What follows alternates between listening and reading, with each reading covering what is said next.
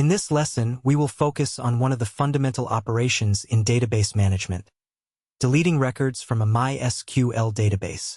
Understanding how to remove unwanted or outdated data is crucial for maintaining the integrity and performance of your database.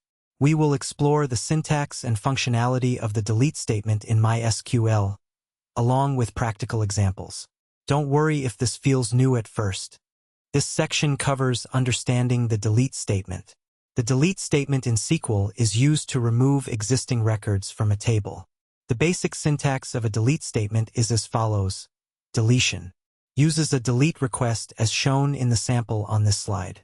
In this syntax, first, table_name, the name of the table from which you want to delete records. Finally, condition, a condition that specifies which records should be deleted. If no condition is specified, all records in the table will be deleted, which is generally not recommended. Let's move on to using the where clause. The where clause is essential for specifying which records to delete. Without it, you risk deleting all records in the table. Here's an example. To remove a resource, we send delete to. Its URL, no body is required.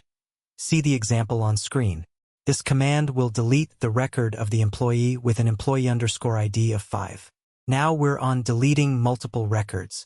You can also delete multiple records at once by using a condition that matches multiple rows. For instance, if you want to delete all employees from the sales department, you might write, deletion uses a delete request as shown in the sample on this slide. This command will remove all records of employees who work in the sales department. Now, using limit with delete. MySQL allows the use of the limit clause with the delete statement to restrict the number of rows deleted. This can be particularly useful in testing scenarios. For example, this delete example removes an item. Note the endpoint on screen. This statement will delete only 2 records of employees from the sales department, if they exist. Let's move on to transaction control with delete. When performing delete operations, it's advisable to use transactions to ensure data integrity, especially in production environments. You can use the start transaction and rollback statements to manage your delete operations.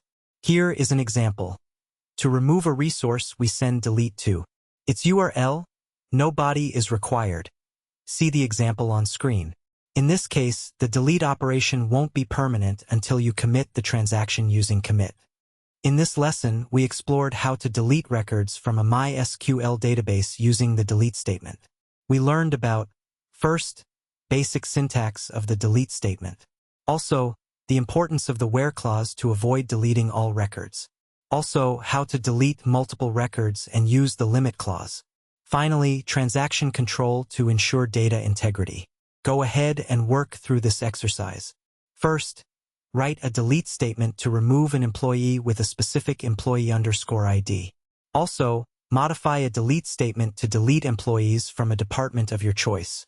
Also, experiment with using limit to delete a specific number of records from a table. Finally, implement a transaction for a delete operation and practice rolling back the transaction.